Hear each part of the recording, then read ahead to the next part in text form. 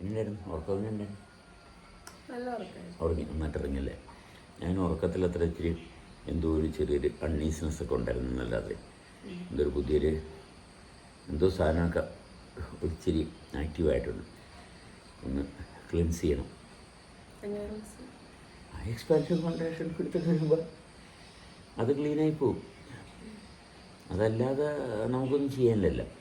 എല്ലാം നമ്മൾ ആ ഇൻഡിവിജ്വാലിറ്റി, കോർ ഇൻഡിവിജ്വാലിറ്റി മെയിൻറ്റെയിൻ ചെയ്യുന്നിടത്താണ് ഇതെല്ലാം ക്ലീനാകുന്നത്. നമ്മൾ അതിന് പകരം മറ്റൊരാളെ നമ്മൾ പഴിക്കും.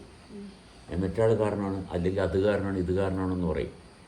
അപ്പോഴാണ് നമ്മളുടെ അവസരങ്ങൾ നഷ്ടപ്പെട്ടു പോകുന്നത്. കാരണം ഒരിക്കലും നമുക്ക് ആരെയും നമുക്ക് കൺട്രോൾ ചെയ്യാൻ പറ്റത്തില്ല. അപ്പം നമ്മുടെ ഇൻഡിവിജ്വൽ കോറുമായിട്ടുള്ള ബന്ധത്തിലാണ് നമ്മളുടെ എല്ലാ പ്രോഗ്രസ്സും നടക്കുന്നത്. കൺട്രോൾ ചെയ്യാൻ പറ്റില്ല എന്ന് മാത്രമല്ല, കൺട്രോൾ ചെയ്തിട്ട് കാര്യമില്ല.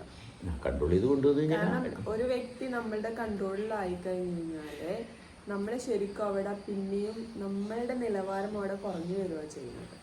അതായത് നമ്മൾക്ക് ഒരു പ്രശ്നം, ഇപ്പം സെബാസ്റ്റ്യൻ ഒരു പ്രവൃത്തി ചെയ്തതിൻ്റെ പേരിൽ ഞാൻ വിഷമിച്ചു. അപ്പം ഞാൻ ആ വ്യക്തിനെ ബ്ലെയിം ചെയ്യണം. നിങ്ങൾ അങ്ങനെ ചെയ്തത് കൊണ്ടല്ലേ ഞാൻ വിഷമിച്ചത്, എന്തിനാ അങ്ങനെ ചെയ്തതെന്ന് പറഞ്ഞാൽ ആ വ്യക്തിയെ കുറ്റപ്പെടുത്തിയിട്ട് എന്താ കാര്യം? ആ വ്യക്തി ചിലപ്പോൾ നെക്സ്റ്റ് ടൈം അത് ചെയ്യാം. അത് എൻ്റെ കാര്യമല്ല. കാരണം എന്താണെന്ന് വെച്ച് കഴിഞ്ഞാൽ ആ സമയത്ത് ഞാൻ ആ വ്യക്തിയെ കുറ്റപ്പെടുത്തി കഴിഞ്ഞാൽ ആ രീതിയിൽ ഞാൻ തുടർന്നു പോകും. പകരം ആ വിഷമത്തിൽ നിന്ന് ഉയർന്നു വരാൻ എൻ്റെ ഉള്ളിലൊരു കപ്പാസിറ്റി ഉണ്ട്. അത് ഞാൻ തിരിച്ചറിയാതെ പോവുക ചെയ്യുന്നത്. ആ കപ്പാസിറ്റിയിൽ നിന്നുകൊണ്ട് ഞാൻ വർക്ക് ചെയ്ത് എക്സ്പാൻഷൻ കോൺട്രാക്ഷൻ ചെയ്ത് എൻ്റെ ഉള്ളിൽ വരുന്ന ഒരു കണ്ടാമിനേഷൻ ആക്ച്വലി ആ വ്യക്തി ചെയ്ത പ്രശ്നമല്ല. ആ വ്യക്തി എന്തോ ഒരു കാര്യം ചെയ്തു. ആ കാര്യം എൻ്റെ ഉള്ളിൽ ഒരു പ്രശ്നമായിട്ട് വന്നു. എൻ്റെ ഉള്ളിലുള്ള ഏതോ ഒരു പ്രശ്നം, എൻ്റെ ഉള്ളിലുണ്ടായ ചിലപ്പോൾ ഏതെങ്കിലും വിശ്വാസമാവാം, അല്ലെങ്കിൽ എന്തെങ്കിലും പ്രതീക്ഷയാവാം. അങ്ങനെയുള്ള കുറേ കാര്യങ്ങൾ അപ്പോൾ അവിടെ ബ്രേക്കായി, അതവിടെ പൊന്തി വന്നു. അതിനെ ക്ലിയർ ചെയ്യാൻ കിട്ടിയ ഒരു അവസരമായിട്ട് എടുത്തുകൊണ്ട് വർക്ക് ചെയ്ത് അത് ക്ലിയർ ചെയ്ത് കഴിഞ്ഞ് കഴിഞ്ഞാൽ ഈ വ്യക്തി ഒന്നും ചെയ്തില്ലെങ്കിൽ കൂടി, ഈ വ്യക്തി പുറത്തൊരു മാറ്റം സംഭവിച്ചില്ലെങ്കിൽ കൂടി നമ്മളുടെ ഉള്ളിൽ നമ്മൾ ഓക്കെ ആയിരിക്കും. അതായത് നമ്മളിൽ ഒരു ഫേക്ക് ഞാനുണ്ട്. ഈ ഫേക്ക് ഞാനാണെന്ന് ഞാൻ വിശ്വസിക്കരുതെന്ന്. ആ ഫേക്ക് ഞാനിനെ സംതൃപ്തിപ്പെടുത്താനാണ് മറ്റുള്ളവരെ കൺട്രോൾ ചെയ്യുകയും സമൂഹം ഇങ്ങനെ ഇരിക്കേണ്ടതാണ്, ഇതൊക്കെ ചെയ്താലേ ശരിയാവുള്ളൂ എന്ന് പറയുന്നത് ഈ ഫേക്ക് ഞാനാണ്. റിയൽ ഞാൻ ആയിട്ടുള്ള ബന്ധമാണ് നമുക്ക് വേണ്ടത്. റിയൽ ഞാനായിട്ട് കണക്റ്റ് ആകാൻ ഉള്ളിലുള്ള ഫേക്ക് ഞാനുമായിട്ട് ഞാൻ ഫൈറ്റ് ചെയ്യണം. നല്ല ഫൈറ്റ് ചെയ്യണം. പുറത്താരെങ്കിലോട് ഫൈറ്റ് ചെയ്യുന്നുണ്ടെങ്കിൽ അത് ഉള്ളിലുള്ള ഫേക്ക് ഞാനിന് വേണ്ടിയിട്ടാണ്. പുറത്തുള്ളവരുമായിട്ടുള്ള എല്ലാ കോൺഫ്ലിക്റ്റും, പുറത്തുള്ളവരുമായിട്ട് എന്ത് പ്രശ്നം ഉണ്ടെങ്കിലും ഫേക്ക് ഞാനിന് വേണ്ടിയിട്ടുള്ള പരിശ്രമം മാത്രം, ഫേക്ക് ഞാനിനെ നിലനിർത്താൻ വേണ്ടിയിട്ടുള്ള കഷ്ടപ്പാടാണ്. റിയൽ ഞാനിനെ നിലനിർത്താനുള്ള പണി ഉള്ളിലെടുക്കേ വേണ്ടുള്ളൂ. അതിന് പുറത്തൊരാളായിട്ടൊരു ഫൈറ്റിൻ്റെ ആവശ്യമില്ല. പുറത്തൊരാളുമായിട്ട് ഒരു അഭിപ്രായ ഭിന്നതയുമില്ല, വിശ്വാസത്തിൻ്റെ യാതൊരു കാര്യമില്ല. ഈ ഫേക്ക് ഞാൻ ഉണ്ടാവുന്ന തന്നെ വിശ്വാസത്തിൽ നിന്നാണ്. പലരും പറയുന്ന കാര്യങ്ങളിൽ നമ്മളങ്ങ് വിശ്വസിച്ചു പോകും. ഓക്കെ, നമുക്ക് ഇഷ്ടമുള്ള കാര്യങ്ങളാണെങ്കിൽ നമ്മൾ പെട്ടെന്ന് അത് വിശ്വസിച്ചിട്ട് അതങ്ങനെയാണെന്ന് പറഞ്ഞാൽ നമ്മളുടെ ഉള്ളിൽ ആ ഒരു വിശ്വാസം നിലനിർത്തി അതിൽ കുറച്ച് സുഖവും സന്തോഷവും കണ്ടെത്തിപ്പോവും. പക്ഷെ ഇതേ വ്യക്തികൾ അല്ലെങ്കിൽ അതേ സാഹചര്യങ്ങൾ അടുത്ത തവണ മാറും. എന്തായാലും മാറ്റങ്ങൾ സംഭവിക്കും. അപ്പം അതിനനുസരിച്ച് മാറും. അന്ന് പറഞ്ഞതോ ചെയ്തതോ കാര്യങ്ങളായിരിക്കില്ല പിന്നീട് ആവർത്തിക്കുന്നുണ്ടാവുക.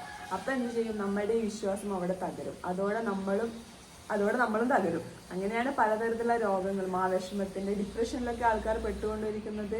ഈ വിശ്വാസത്തിൽ പെട്ടിരിക്കുന്ന ആൾക്കാരാണ്. നമ്മൾ ആര് പറഞ്ഞതോ ആര് ചെയ്തതോ കാര്യങ്ങളൊന്നും നമ്മൾ മുകളിലേക്ക് എടുക്കേണ്ട ആവശ്യമില്ല. നമ്മുടെ ഉള്ളിൽ എന്താണ് നടക്കുന്നത് അതിനറിഞ്ഞ് ജീവിച്ച് അതിലുള്ള അതിൻ്റെ ഒരു സത്യസന്ധതയിൽ നിലനിർത്തി കൊണ്ടുപോകുക എന്നുള്ളത് മാത്രമേ നമുക്ക് ചെയ്യാനുള്ളൂ. മറ്റുള്ളവർ പറയുന്നത് അവരുടെ ബോഡി പ്രവർത്തിക്കുന്നതിൻ്റെ ഭാഗമായിട്ടോ, അല്ലെങ്കിൽ അവർ കണ്ടതോ, അല്ലെങ്കിൽ അവരെന്തെങ്കിലും വിശ്വാസത്തിൽ അവരും പെട്ടിട്ടുണ്ടാവും. ആ വിശ്വാസത്തിൻ്റെ ഭാഗമായിട്ടൊക്കെ അവർ ചിലപ്പം പല കാര്യങ്ങളും പറയും. അതൊന്നും നമ്മൾ മുകളിലേക്ക് എടുക്കേണ്ട ആവശ്യമില്ല. നമ്മൾ ജസ്റ്റ് കേൾക്കുക. നമുക്ക് അതിൽ നിന്ന് എന്തെങ്കിലും പറയാനുള്ള ഉണ്ടെങ്കിൽ അത് തുറന്ന് പറയുക. അത്ര മാത്രമേ നമുക്ക് ചെയ്യാനുള്ളൂ. നമ്മളിൽ ഒരു അനുഭവത്തിൽ തുടരുക. നമ്മുടെ അനുഭവത്തിൽ തുടരുന്ന ഭാവം നീ നിന്റെ അനുഭവത്തിൽ തുടരുന്നു. അതുകൊണ്ടാണ് സഹകരണം പ്രോപ്പറാകുന്നത്. അല്ലാണ്ട് നീ എന്തിനാ അങ്ങനെ പറഞ്ഞത്, നീ എന്തിനാ ഇങ്ങനെ ചെയ്യണത് എന്ന് ചോദിക്കേണ്ട ഒരു ഭാഗം ഒരിക്കലും ഇല്ല. പക്ഷേ ചോദ്യം ചെയ്യാൻ വരുമ്പോഴാണ് പ്രശ്നങ്ങൾ ഉണ്ടാകുന്നത്. ചോദ്യം ചെയ്യുന്നത് എന്തിൻ്റെ പേരിലാണ്? അനുഭവത്തിൻ്റെ പേരിലല്ല ചോദിക്കുന്നത്, വിശ്വാസത്തിൻ്റെ പേരിലെ മറ്റൊരാളെ ചോദ്യം ചെയ്യേണ്ട ആവശ്യമുള്ളൂ, മറ്റൊരാളെ ചോദ്യം ചെയ്യേണ്ട ആവശ്യമുള്ളൂ. നമ്മൾ അനുഭവത്തിൻ്റെ ഭാഗത്താണെങ്കിൽ സംസാരിക്കുകയും മറ്റൊരു വ്യക്തി എന്ത് ചെയ്തു എന്നുള്ള ഭാഗമില്ല. വ്യക്തിയെ ചോദ്യം ചെയ്യുമ്പോൾ വ്യക്തി വിചാരിക്കട്ടെ ഞാനെങ്ങനെ ഉത്തരം പറയാനാണ്?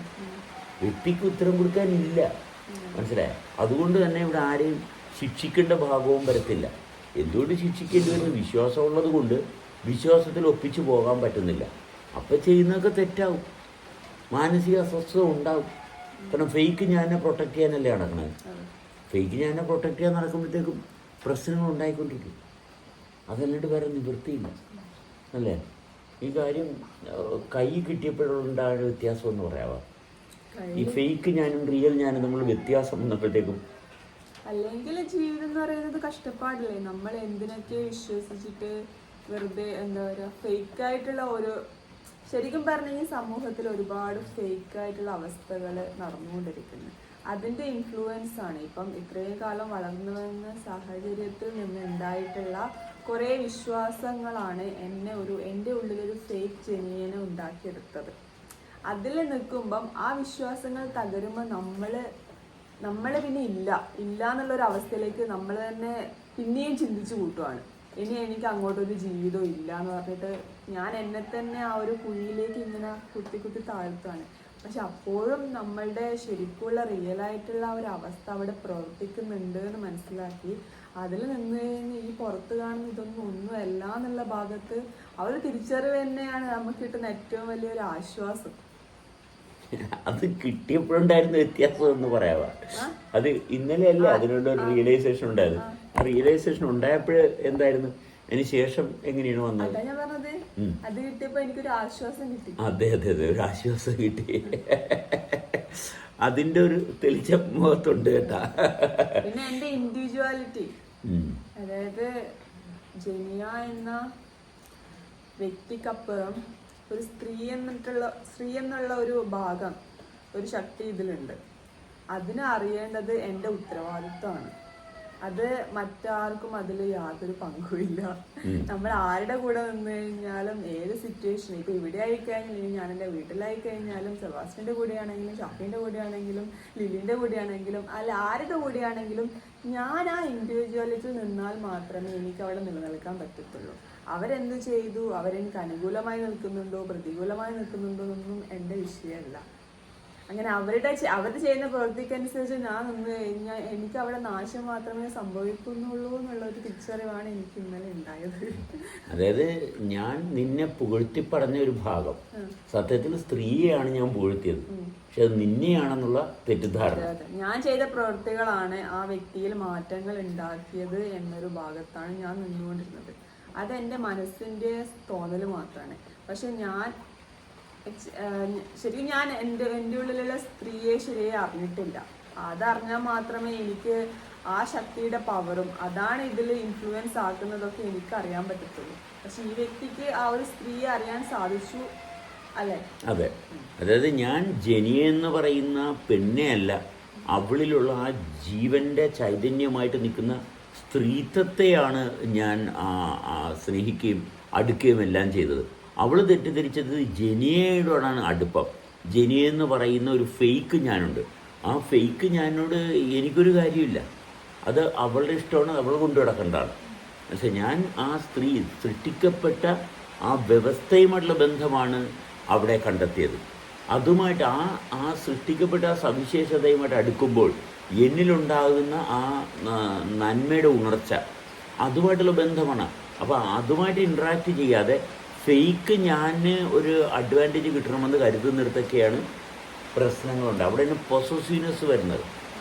ആ പൊസസീവ്നെസ് വല്ലാണ്ട് അലട്ടി, വല്ലാണ്ട് ബുദ്ധിമുട്ടിച്ചു. പക്ഷേ റിയൽ ഞാനുമായിട്ടാണ് സെബാസ്റ്റിന് അടുപ്പം എന്ന് കണ്ടപ്പോൾ ആ റിയൽ ഞാനുമായിട്ടുള്ള എനിക്കുള്ള അകൽച്ച അത് കൃത്യമായിട്ട് തിരിച്ചറിയാൻ സാധിച്ചു. അത് തിരിച്ചറിഞ്ഞ് ഇനി എനിക്കൊരു ഫേക്ക് ഞാനുണ്ടെന്നും ഈ ഫേക്ക് ഞാനിനെ ഒഴിവാക്കിയാലേ എനിക്ക് സ്വസ്ഥമായിട്ട് ജീവിക്കാൻ പറ്റത്തുള്ളൂ എന്നൊക്കെ ഉള്ളൊരു ക്ലാരിറ്റിയാണ് കുട്ടിക്കും ഞങ്ങൾക്കൊക്കെ കൂടുതൽ തെളിച്ച ഉണ്ടായിക്കൊണ്ടിരിക്കുക. അതിൻ്റെ പശ്ചാത്തലത്തിൽ എനിക്കും എൻ്റെ ബോഡിയിൽ ഒരുപാട് ചേഞ്ചസ് ഉണ്ടായിരുന്നു. കാരണം ഒരു വ്യക്തി ഫേക്ക് ഞാനുമായിട്ട് ഇരിക്കുമ്പോഴുണ്ടാകുന്ന കുറേ കണ്ടാമിനേഷൻ അങ്ങോട്ട് മാറുകയാണ്. റിയൽ ഞാൻ അവിടെ തെളിഞ്ഞു വരും ഇനി. അതായത് ഒരു സ്ത്രീയും അവൾ തന്നെത്താൻ വിചാരിക്കുകയാണ് ഇത് ഞാൻ സ്ത്രീയാണെന്ന്. ആ സ്ത്രീ അല്ല. നമ്മൾ സ്ത്രീ എന്ന് പറയുമ്പോൾ എല്ലാവരും തെറ്റിദ്ധരിക്കുകയാണ് ചെയ്യുന്നത്. ആ തെറ്റിദ്ധാരണയിൽ നിന്നുകൊണ്ട് തന്നെയാണ് ഇവള് നിന്നേച്ചത്. അപ്പോൾ ഇവളിലോടുള്ള ചില എന്തൊക്കെ ചെയ്തിട്ടാണ് ഞാൻ പ്രോഗ്രസ് ചെയ്യുന്നതെന്നുള്ളൊരു ധാരണ. അതെ, മറ്റുള്ളവരെ ഇംപ്രസ് ചെയ്യാൻ വേണ്ടിയിട്ടോ അല്ലെങ്കിൽ അവരുടെ നമുക്കൊരു എന്താ പറയുക, മറ്റുള്ളവരെ പ്രീതിപ്പെടുത്താൻ വേണ്ടിയിട്ട് നമ്മൾ ചെയ്യുന്ന കാര്യങ്ങളൊക്കെ ഈ ഫേക്ക് വ്യക്തിത്വത്തിന് ഉണ്ടാവുന്നതാണ്. കാരണം നമ്മൾ ഒരിക്കലും മറ്റുള്ളവരെ സംതൃപ്തിപ്പെടുത്തേണ്ട ആവശ്യമില്ല. നമ്മളെ ശ്രദ്ധിച്ച് കഴിഞ്ഞാൽ മറ്റുള്ളവർക്ക് അവിടെ നിന്ന് എന്തെങ്കിലും കിട്ടേണ്ടതാണെങ്കിൽ അത് അവിടെ ഓട്ടോമാറ്റിക്കലി കിട്ടിക്കോളും. നമ്മളായിട്ട് ചെയ്ത് നമ്മൾ കഷ്ടപ്പെട്ടിട്ട് അവർക്കൊന്നും നേടിക്കൊടുക്കേണ്ട ആവശ്യമില്ല. അതെ അതെ അതെ അതെ കഷ്ടപ്പെട്ട് ആർക്കും ഒന്നും കൊടുക്കാൻ പറ്റത്തില്ല. കഷ്ടപ്പെട്ട് കൊടുത്താൽ അത് പ്രശ്നമേ ആകത്തുള്ളൂ. അവനവൻ സത്യസന്ധമായിട്ട് നിലനിൽക്കുന്നിടത്ത് മാത്രമേ സ്വസ്ഥമായിട്ട് കഷ്ടപ്പെട്ട് നമ്മൾ എന്ത് ചെയ്താലും നമ്മൾ അതിൻ്റെ പ്രതിഫലം അവിടെ എക്സ്പെക്ട് ചെയ്യും. അത് നമുക്ക് കിട്ടണം എന്ന് ഒരു ഉറപ്പില്ല. അങ്ങനെ കിട്ടാതിരിക്കുമ്പോഴാണ് നമ്മളവിടെ വിഷമിക്കുന്ന ഒരു ഭാഗത്ത്. അതെ, കഷ്ടപ്പെട്ടാൽ കഷ്ടകാലം കിട്ടും, വേറെ ഒന്നും കിട്ടത്തില്ല.